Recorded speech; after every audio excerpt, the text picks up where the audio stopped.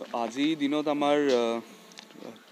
দিনত আমাৰ জিলাখনত আমাৰ PHE আৰু PNRD ডিপাৰ্টমেণ্টে মিলি কিছুমান সলিড ওয়েষ্ট মেনেজমেণ্ট এছেট বনাইছিলে। তাতে হৈছে আমাৰ চেণ্ট্ৰেল মেটেৰিয়েল কালেকশ্যন ফেচিলিটি বনাইছিলে আৰু গাঁৱতো ৱাৰ্ডে কালেকশ্যন ফেচিলিটি বনাইছে। কিন্তু সলিড ওয়েষ্ট মেনেজমেণ্ট আৰু যি জাবৰৰ এইটো গোটেই বস্তুটো আছে, খালি আমি এছেটটো বনালে নহ'ব, এছেটটো ফাংচনেল কৰিব লাগিব। কোনোবাই যাব লাগিব, সেই কালেকশ্যন ফেচিলিটিৰ পৰা উঠাব লাগিব আৰু চেণ্ট্ৰেল কালেকশ্যন ফেচিলিটিত আনিব লাগিব। তাৰপিছত এইবোৰ যে জাবৰখিনি হৈছে, বায়'ডিগ্ৰেডেবল জাবৰ আছে, ডিগ্ৰেডেবল জাবৰ আছে, তাৰ জাবৰখিনি কিবা মেনেজমেণ্ট কৰিব লাগিব। সেই বস্তুটোৱে আমি নিজৰ জিলাত ফাংচনেল কৰিছোঁ। আমি এজন NGOৰ সহায়ত আমি এই গোটেই ষ্ট্ৰাকচাৰটো বনাইছোঁ। এইটো এনেকুৱা হ'ব যে মানুহখিনিয়ে যাব, house to house, door to door collection কৰিব আৰু আপোনালোকৰ যোগেৰ মাধ্যমেৰে মই আমাৰ ফুলেৰচৰ GP যিহেতু ইয়াতে ষ্টাৰ্ট হৈছে, ফুলেৰচৰ GP আৰু চাউথ চালমাৰা ৰাইজক মই আহ্বান জনাব বিচাৰোঁ যে আপোনালোকে যেতিয়া জাবৰটো ঘৰত আপোনালোকে পেলায়, ক'ৰবাততো পেলায়, তেতিয়াই ঘৰটো আমাৰ চাফ চিকুণ থাকিব। কিছুমানে পিছত পেলায়, ঘৰৰ পিছফালে পেলাই দিয়ে, কিছুমানে কোনোবা দেখে কি য'ত ট্ৰেডিশ্যনেলি পেলাই আছে মাৰ্কেট এৰিয়া তাতে পেলায়। কিন্তু আমাৰ ফালৰ পৰা এইটোত ৰিকুৱেষ্ট থাকিব কি আপোনালোকে জাবৰটো য'তে ত'তে নেপেলায়, আপোনালোকে নিজৰ ঘৰতে কালেক্ট কৰি থ'ব।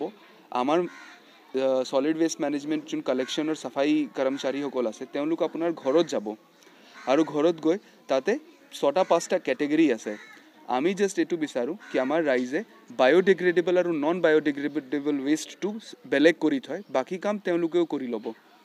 বায়'ডিগ্ৰেডেবল ৱেষ্ট এইটো হয় যি আমাৰ ৱেষ্টটো পচি যায়, যেনেকৈ আমাৰ ভেজিটেবল বা চব্জিৰ যোন কিচেন ৱেষ্ট থাকে সেইবোৰ থাকে, পাত থাকে সেইবোৰ ৱেষ্ট থাকে, সেইবোৰ যোনখিনি পচি যায়। আৰু এগ্ৰিকালচাৰ ফিল্ডৰ ৱেষ্ট, নন বায়'ডিগ্ৰেডেবল ৱেষ্ট এইখিনি হয় যোনটো আমাৰ নপচে, যেনেকৈ আমাৰ চিপছৰ পেকেট, আমাৰ বিস্কুটৰ পেকেট, পানীৰ বটল, গ্লাছেছ, মেটেল, আমাৰ মোবাইল চাৰ্জাৰ, ৱেষ্ট, তো সেইখিনি হৈছে নন বায়'ডিগ্ৰেডেবল ৱেষ্ট। আমাৰ ৰিকুৱেষ্ট এইটোৱে থাকিব যে এই দুইটা ৱেষ্ট আপুনি বেলেগ বেলেগ কৰি থওক আৰু ঘৰৰ পৰা কালেকশ্যন কৰিব। আৰু এই ইনিচিয়েটিভেৰে আমি চেষ্টা কৰি আছোঁ যে আমাৰ চাউথ চালমাৰাটো আমি চাফ চিকুণ বনাওঁ। আৰু এটা যে আমাৰ ইনিচিয়েটিভ আছে চাফা চালমাৰা, যেটা আমাৰ চালমাৰা পৰিৱেশটো ধুনীয়া আৰু চাফ চিকুণ কৰিবলৈ, সেইটোৰে ইনিচিয়েটিভ আজি আৰম্ভ হৈছে ফুলেৰচৰ GPৰ পৰা। দেখা গৈছে পঞ্চায়তে জাবৰ মানে একগোট কৰাৰ কাৰণে যিবিলাক মানে ব্যৱস্থা লৈছিল, ঘৰ নিৰ্মাণ কৰিছিল, ভাঙি গৈছে বা নষ্ট হৈ গৈছে। সেইখিনি যদি ভাঙি গৈছে আমি আকৌ ৰিপেয়াৰ কৰিম। আমাৰ এইটো ডিষ্ট্ৰিক্টৰ এইটো বহুত প্ৰাইমেৰী ইনিচিয়েটিভ হয় কি আমাৰ জিলাখন বা আমাৰ পৰিৱেশখন চাফ চিকুণ কৰা।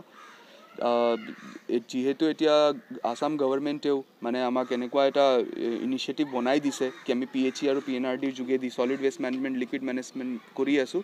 আমি চেষ্টা কৰিম যে যিমান ষ্ট্ৰাকচাৰখিনি হৈছে, যদি ভাঙি গৈছে আমি ৰিপেয়াৰৰ ব্যৱস্থা কৰিম আৰু সেইটো ফাংচনেল বনাম। আজিতো ফুলেৰচৰ GPতে আৰম্ভ হৈছে, আমি নেক্সট ফেজ ৱাইজ কৰি থাকিম। নেক্সট আমাৰ টাৰ্গেট আছে Mankachar GP, because Mankachar GP হৈছে আমাৰ আটাইতকৈ ডাঙৰ এটা GP আৰু তাতে চবতছে বেছি কমাৰ্চিয়েল এষ্টাব্লিছমেণ্টো আছে আৰু তাতে ৱেষ্ট জেনেৰেশ্যনো বহুত বেছি হয়।